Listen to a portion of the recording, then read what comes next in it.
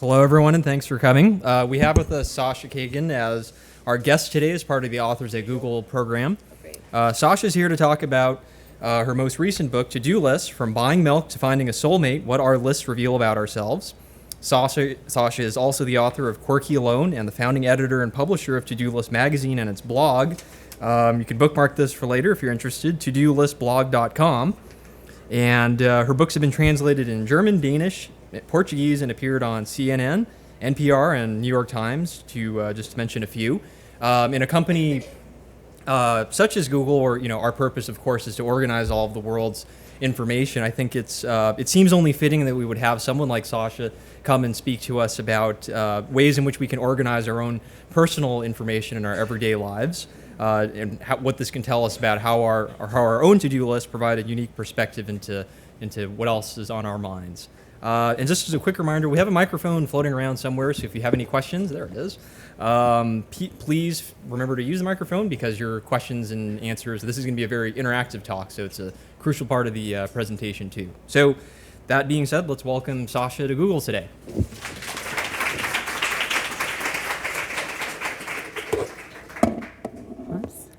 Thank you, Tyler, and the rest of the team who got this presentation set up. It was a challenge, and we made it happen, and I'm happy about that. I created this slideshow in Keynote, which made it a little bit challenging, and it has a lot of lists from the book in it, and I think that it's going to help us and be fun because the book is very visual, and this way you'll get a chance to examine other people's lists in great detail right up on screen. And also, I think before we started, there was an announcement that you're welcome to share a list of your own. I'm going to talk a bit about the book and show you some of my favorite lists in the collection and talk about how it all got started. And there'll also be a question and answer session during this talk. In addition, I want to invite anyone from the crowd who wants to come up and participate. It's called a List Slam. It's the first time that List Slams have ever existed. And this will be the third one. There have been 2 in San Francisco so far, and it's surprisingly entertaining to listen to someone come up and read their to-do list. So it could be your list today of things you have to do, the things you want to accomplish in a lifetime, your great moments from 2007. Someone read at the San Francisco launch party things that no one knows about me. And he was actually a Google employee. So anyway, I want to welcome you to multitask during this talk and compose your list so that at the right time you can come up and share it. So just to start, I want to tell you a little bit about how this project got started. People always wonder, how did you become the queen of list making? And at the same time, I want to encourage you to raise your hands with questions even during the talk, because questions always make things more interesting. So this is the cover of the book, but this project really began 8 years ago when I was decidedly going against the tide in San Francisco, and I published a print magazine called To-Do List. And it really began with the idea of to-do list as a metaphor for the things that we have to do to grow up and feel like adults. And this is not the most recent one. Okay, so I'm sorry. That's okay. So anyway, it was a metaphor, and what happened was I published an ad in another print magazine, and I invited people to send me their lists, and it was really just a lark and not something that I ever expected would amount to much. But in fact, people did send me their lists, and lots of people sent me their lists. And I found that people of all ages were doing it, and I found it such a uniquely absorbing and captivating experience to go to my post office box and reach in into an envelope and find someone else's to-do list and pull it out. And I realized that they were really, it was much more than looking at someone's list. It was really almost like reading someone's autobiography, but it was a very skeletal bullet point version, and that I was left there constructing a story about that person's life. And over the years, I collected thousands of lists, and they were sitting in my apartment in boxes. And, there just comes a certain point where you're like, I just can't keep them to myself anymore. This is just too much sitting in my apartment, and other people need to see these too. So that's when I decided that I would make a book out of them. And what was really cool for me was that when I did this book, I decided that I would choose 100 lists that I found to be the most intriguing, and I would interview those people about the moment in time when they were writing that list and what was going on. So it satisfied a lot of curiosity for me. This is just one example. And this is the magazine where it all started. So you can see that's actually the first issue. The cover story, as it were, was Quirkyalone, which was my first book. Then it continued. The third one there is Self-Loathing, a resistance manual, which ToDo List can kind of help us manage our anxiety, I think. So what I really love about these lists is that they represent such a private conversation that we have with ourselves. And the list that people chose to contribute, and a lot of the people who are in the book are anonymous, but a lot are not. To me, it's really brave that they did so, because these are things that they didn't expect that anyone else would see. And there's always, the ones that I chose and that I really love, a lot of them have like the one weird item, like often something that you could just never accomplish. For me here, it's become whole, it's like, okay, when am I going to cross that one off?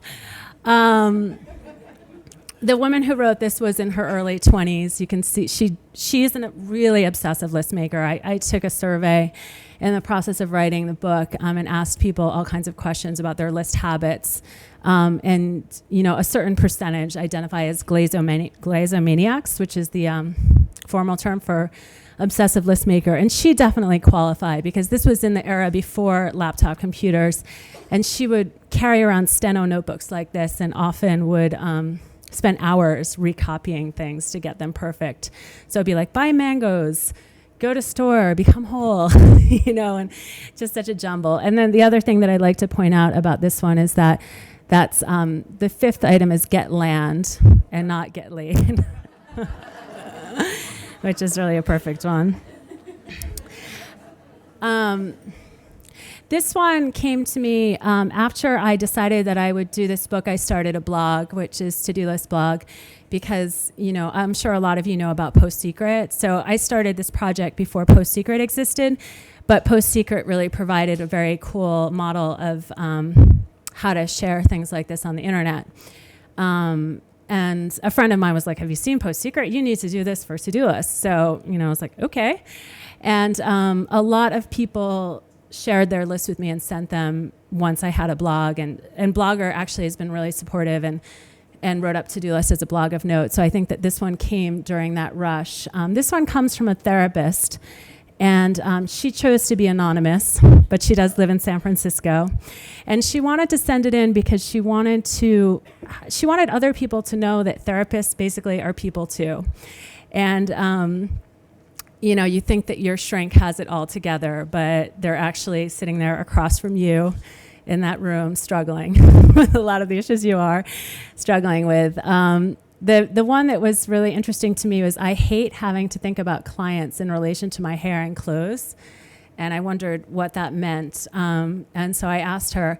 And for her, it was the fear of leaving her house on a Sunday morning to go get a bagel and coffee in her sweatpants, and that one of her clients would see her.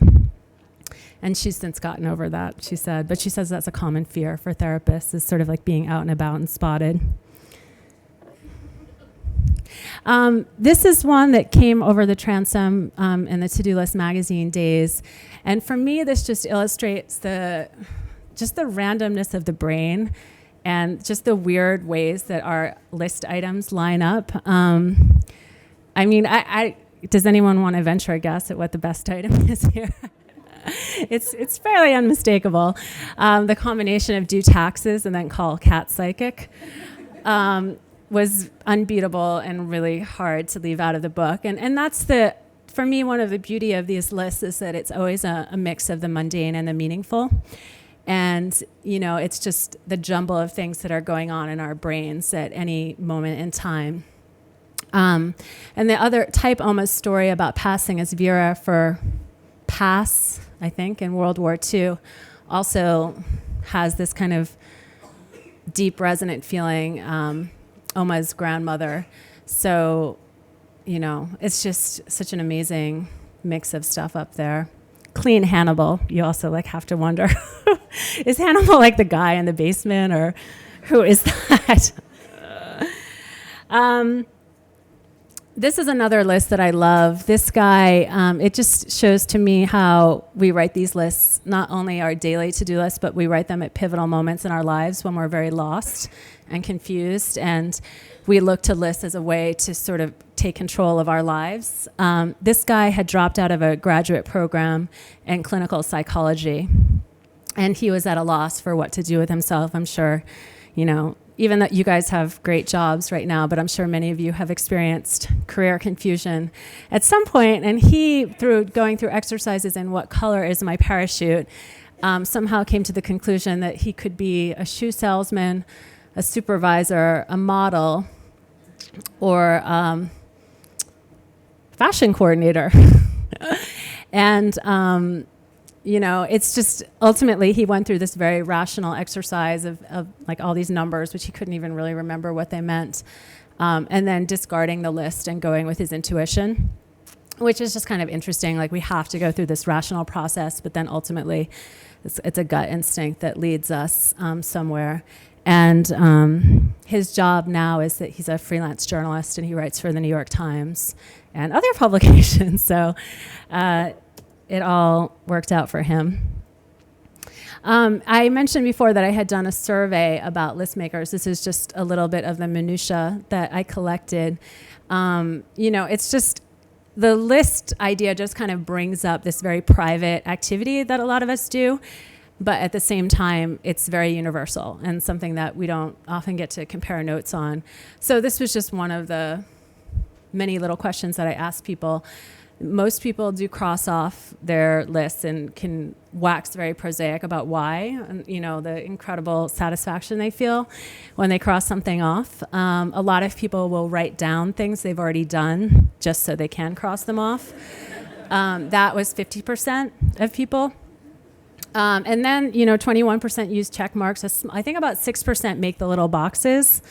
Those people kind of amaze me because they have all this forethought, and I'm sort of just so caught in the excitement of getting it done that it's I can't make that little box. I just want to cross it off in a very visceral flourish. But anyway, it's interesting to kind of check in with other people. This is a check marker here. This one I just love because they're just all those sort of annoying things that are so difficult to do. And I think one of the real reasons that I've always been attracted to to-do lists is that I personally have a problem with getting done stuff like this. I just hate it. And,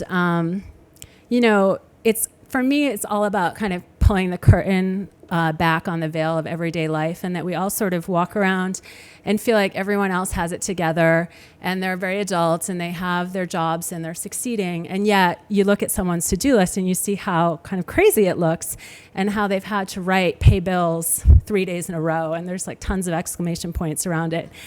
And there's just something very comforting and affirming about it. And you see how we all sort of struggle with these very small issues like the wart, getting rid of that wart, or, really big picture stuff too, like decisions about relationships, pros and cons lists, etc. Another interesting little factoid that I came across is the fact that a not insignificant number of people keep their lists in code. Mostly women, and one funny factoid that came up was that it would often be about tampons or birth control, and they would be at work making lists and they didn't want a coworker or boss to come by and see that it was birth control, so they would write BC, which is something I never considered, but it's interesting. People create their own codes. One of the lists in the book, this woman was really proud of a code that she came up with 10x meant thank you. And I was like, well, I would never think of that. But she was really happy that she had kind of created her own language for to-do list, and that it was her own little thing. So it's funny how a lot of our creativity comes up in this daily list making. It's often the only time we're handwriting. So it's the codes, the doodles, like a lot of the lists in the book are like, wow, it probably took you as long to write this as it did to do anything. So this is very classic. I'll just let you all take it in. So many of the lists that have been sent to me concern love and relationships. This one is very classic. Wayne, worth hanging around for, ? And I think most people would probably agree not. He makes me cry. He's vain and self-centered. He's cryptic. He doesn't love me. He says that I need to lose weight to prove that I'm serious about us. He tells me that logic doesn't live in my house. But on the other hand, he smells of Oreo cookies. If I married him, I'd never, ever want to have sex with anyone ever again. And we'd have pretty babies. Usually I interviewed a number of people about their pros and cons lists concerning relationships. And I think usually when you get to the point of writing a pros and cons list, you know which way it's going to go. It's just like you have to rationalize it first to yourself and make it kind of numerical. But I guess on this end, there are more pros maybe. Maybe they're equal in number, but the depth and weight of the cons is kind of overwhelming. So another stat concerning this genre of list, like a very hot debate, and is this whole idea of soulmate shopping, especially prevalent in the age of online dating. It's something that I think people did way before the internet, is they would write down their list of an ideal mate. And it's a list that people continue to consult when they're with that person, when they're deciding whether or not to break up with the person, go back and make check marks. One of the lists in the book is, she kept getting back and forth, breaking up and getting back together with her boyfriend. And so then she went to the list 2 years later and made purple check marks. And, it's like 27 out of 41. And is that enough? I found it was really funny because a lot of people unsolicited told me when I interviewed them, or just in notes they would send me, is 70% was an okay number. That would be a passing grade, basically, if someone met 70% of your requirements, which is kind of funny because it's like a C-, but I guess that's what people feel is enough. Just a couple more lists, and then we'll have questions and the list slam. This one comes from a guy in Oregon, and this one is just fascinating to me. He started writing the list when he was 20. You can see Ultimate To-Do List 7/8/2006, and then he revised it 3 years later when he was 23. Skydive, drive an exotic car, buy a motorcycle, restore a car, 69 Camaro, attend performance driving school, visit every continent, live in a foreign country, become fluent in a foreign language, stay in a rainforest at least 1 week. And it goes on. There's part of the list here, but there are actually about 30 items. And he was going through this tough time in his life when he basically was living with his parents. His girlfriend was on him to get a direction in his life. He was just basically doing nothing. And he was coming to grips with something that we all have to come to grips with when we're about that age, and that is that we're going to have to get jobs. And that's going to suck. And he was like not really ready to accept the reality of a 40-hour work week as an American, unless you want to live in poverty. And so he wrote this list as a way to compensate and think like, well, if I can do these things, then it will be okay for me to take a job and be a typical American. So, 3 years had passed, and you can't see that the thing that he had done was read a book every month. So that was the one thing he accomplished, and he actually felt kind of good about that. He had done one thing. And anyway, and the whole life list thing is just sort of an interesting trend to me. there's the movie Bucket List that's out right now with Morgan Freeman and Jack Nicholson. And, they're on their deathbed. They're both in a cancer ward, and they make a list of everything they want to do with their remaining time. And it's something that has grown in popularity, this idea of writing a list of things you want to do before you die. A lot of it is interesting to me because it seems kind of delusional, like things like this, like it's probably not going to happen. I want to be positive and encourage people. I want to encourage myself. But I think it's just interesting to me that we're living at this time when a lot of us sort of imagine ourselves as superheroes, that we can do these kinds of things. And it's this sort of escapist fantasy like it was for him. But also motivating, and it can work. And this is the final list I'm going to show you. This one is probably the list that made my jaw drop the most in all my years of collecting lists. This is the second page. And these are New Year's resolutions that a young 16-year-old girl wrote in Brooklyn in 1956 at 11:56 p.m. You can see on the first side. And she had saved her list for 50 years. And some of her resolutions are just, amazing. And they sort of point out how they're personally revealing, but also revealing of the time period. I will gossip a little less maliciously with Ruth. I will not eat so much. I'm entirely current now. I will not fall into bed without brushing my hair and teeth, no matter what time it is. I will always walk with my head up and not wiggle so much. I will not pay for dates with kisses, and I will not go out with icky boys ever. 3 underlines. And it was really interesting to interview her about this list because it seems so sweet and innocent in 1950s, but it turned out that there was this kind of interesting doubleness going on in the way she remembered it. Like, she wanted to be really cute and kind of walk down the hallways of her high school with her ponytail swaying and look really cute, but not be too cute because of the fear of attack and rape, basically, and that birth control wasn't available at that time, and that what would happen to bad girls who did get in that situation is that they would have to leave school. It's just really interesting to me how these artifacts take you back to a certain time and place and evoke so much more than is even written there, which already is amazing. So let's see, what time is it? Okay, that's great. So I think maybe now, if anybody has any questions, we could do a little bit of Q&A and then prepare for the list slam. And it would be great. Anyone who wants to share a list, again, it's quite entertaining. So hi, I love this, and I make tons of lists like this myself, and I find that I am sort of more inhibited when I make lists on the computer or any sort of electronic medium versus the lists I make on paper and notebooks, because I'm more assured of their privacy in that way. And so I'm just wondering, do you find that when people share lists with you, are the electronic ones sort of more sanitized and more held back or more encoded? That's a really good point. I have on the blog, I have this Save the To-Do List campaign, which is like a little bit ironic because it's like some people want to save the whales. I want to save the to-do list, and it's really about saving the handwritten list.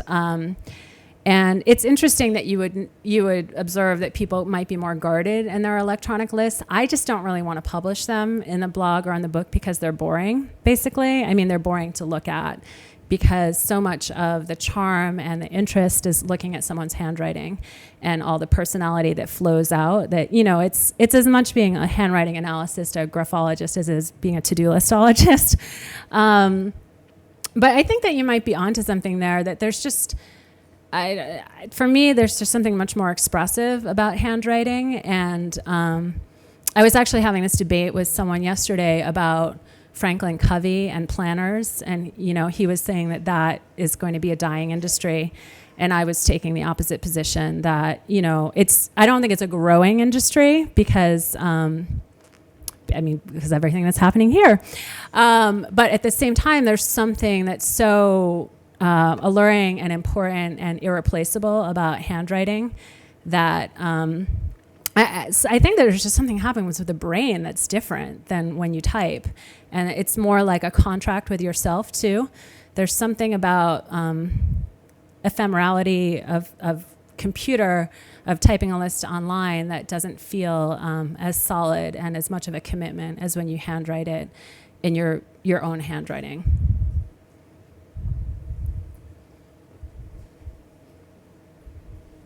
Hi, thanks for coming today. I was wondering if you had seen the TV show My Name is Earl, and if you had some opinions on it. I know. So I'm going to ask you just to confirm. Basically, every episode he has to do something on his list. Well, the premise of the show is that he makes a list of everything bad he's ever done to anybody, Okay. which is a very long list. And for reasons of karma, works through it trying to compensate. Okay. So it's completely and utterly based around his list. Uh-huh. And I was thinking between that and the bucket list, it's sort of interesting that these things pop up in pop culture. Yeah, and there's another. I mean, I think that there are a whole bunch of them. There's this movie starring Sarah Polley. I think it's. I'm not going to say the name because I might be wrong, but basically, she's also about to die. She's terminally ill, and she makes a list. I just read this really cheesy book where a woman like totally changes her life by writing a list. It's like, I'm going to become a non-selfish, thoughtful person. And the next day it's like magical. It's like, wow, lists are really powerful. But I think it is true that they're definitely a great device for telling a story, you know, and especially change, like you mentioned with My Name is Earl or the book that I just read. And of course, we all wish it were that simple, you know, that you write the list and it magically happens. But I do really believe, I mean, I don't believe in like the simplicity of a book like The Secret, which is, you know, it's crazy, that everything you put out there as an intention will come true. But at the same time, I think that there is something quasi-magical about the focused energy of writing something down and how, I mean, for me, it's like the smallest things. Like, I will wash that cup. Okay, I will wash that cup. And now I'm going to go do it. There's just something, that the preamble to action. Hi. So a lot of the lists, or I guess with the lists that you have shown, there are some that are targeted around a specific kind of genre of activities and others that are a mix of taxes, cat therapist, going back and forth. Mm-hmm. Do you have any sense of how kind of many different types of lists people are keeping at one time? Like if they're writing lists for different activities or different genres of things at the same time, and if so, how many? And yeah, I mean, I think for a list maker, it becomes challenging. Like, where do you keep them all? And one of my friends is a really amazing list maker, and I actually, because I'm totally in this list mode, she came over on New Year's Day and we had this collage party where it's like, pick out all the things you want to manifest in your life and make a collage from magazines. But before that, it was a topic of like how many notebooks she had and how to organize. Like, this is the baby notebook. This is the ideas notebook. This is the daily notebook. And she was like really struggling with, you know, where to keep all her different lists.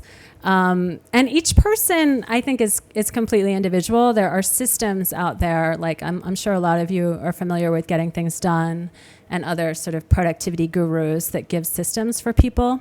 I don't really relate to any of that, and for me, it's just like the list is very much an expression of each individual's brain, and the way the items come pouring out and where they pour out is sort of a reflection of that. So, I mean, I don't have numbers, but I can tell you, I mean, if you look on the blog, you can see the incredible variety. And I always wanted it to be all kinds of lists, not just to do, because it's just an incredible accounting of life, whatever the content is. Hi, I wanted to feed off of that, and I was in Flax in San Francisco and found a book, like a journal, of lists. So you could make your own, and it had sections. Mm-hmm. And I really wanted to buy it. Because it had, like, my favorite restaurants, and then places I need to travel, and then, you know, shopping list, and everything. Yeah. So other people are trying to think of ways to organize them, and I thought it was great. Yeah. Yeah, it's a great gift, too. Any other questions, or does anyone have a list? We can intersperse questions and lists, too. So either way. I want to point out that there are 2 list slams coming up next week in San Francisco. There will be one Tuesday night and Thursday night at bookstores. The first one on Tuesday is at Modern Times, and the next one is at Red Hill Books on Thursday. So I just want to make sure that everyone knows about that. If you don't get to read your list today, you can do it tomorrow and next week. Any other questions? Questions, lists to share? So you mentioned that there was a neurosis or pathology or whatever for people who create lists obsessively or too much. What do you observe are the patterns of sort of useful and helpful list making as opposed to pathological? Like when is list making good for people and when is it bad for people? Like, right. Or for lists that you like, some people I do this. I will write lists and then I'll never cross the things off, and that can be sort of oppressive in some ways, like because now that it's on paper I feel like I'm accountable for it even though maybe it's not important anymore. Right. I think that kind of points to the core issue, is that when you feel like the list is in control of you as opposed to you being in control of the list, and it's that idea that once you write something down you're a slave to it and you can't sort of rationally evaluate whether it's actually important or not. I mean, and then, objectively speaking, it's like when you're spending a lot more time tending to the list than you are actually doing anything on it. Definitely obsessive recopying to get the list perfect is, I think, one of the hallmark traits. And it is when you look at the OCD and the DSM, it is one of the things that people can be obsessive about: checking the stove, hair pulling, list making, so you can kind of go over that edge. And the woman who wrote the Become Whole list, she really was an obsessive. She was sort of like pathologically obsessive, and she had to take 3 years off list making. And now, but she loves writing lists, and now she's successful she does a nonprofit for women in prison, and she writes a lot of grants, so she gets to write lists in the grant proposals, and she loves doing that. And then she also teaches life skills like list making and planning to women in prison. And it's amazing that all these things that are sort of intuitive and natural to us aren't not necessarily to people who haven't learned those skills. So for the women she's teaching, writing a list is like sort of a really revolutionary kind of behavior. I have a quick question. You sort of touched on it already, but with all the people you've interacted with and the lists you've been given and the sharing of their information, what's the worst thing that ever happened? Did anything bad ever come out of this? Oh, that's a really good question, and there really is an answer, and I have to kind of calibrate how much I can actually say. So I'll just tell it in general terms. I was given some lists like 8 years ago that were amazing, that were like my favorite lists that I've ever gotten, and they were written by a teenage girl. And they were given to me by an adult who knew her. This is really creepy. I've actually never told anyone but a few people about this. I did some Googling to find out about him and her to get permission for the book. And I found out that he had actually abused her and taken those lists in a way that, was just very suspect. And it opened up this whole story, when I read all this stuff, and it was like, wow, this is kind of scary, having these artifacts from people's lives. And I think you're right, because you just don't know where it's going to lead. They're these sort of mundane pieces of paper, but the energy they have in them is really great. And it just leads you to a lot of unexpected places. Other questions that are more cheery?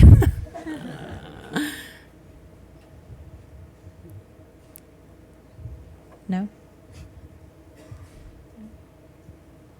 Okay, maybe not.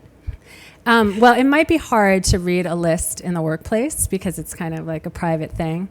So, everyone is definitely welcome to come in the outer net of San Francisco next week. The information is on todolistblog.com. It's at Tuesday and Thursday night.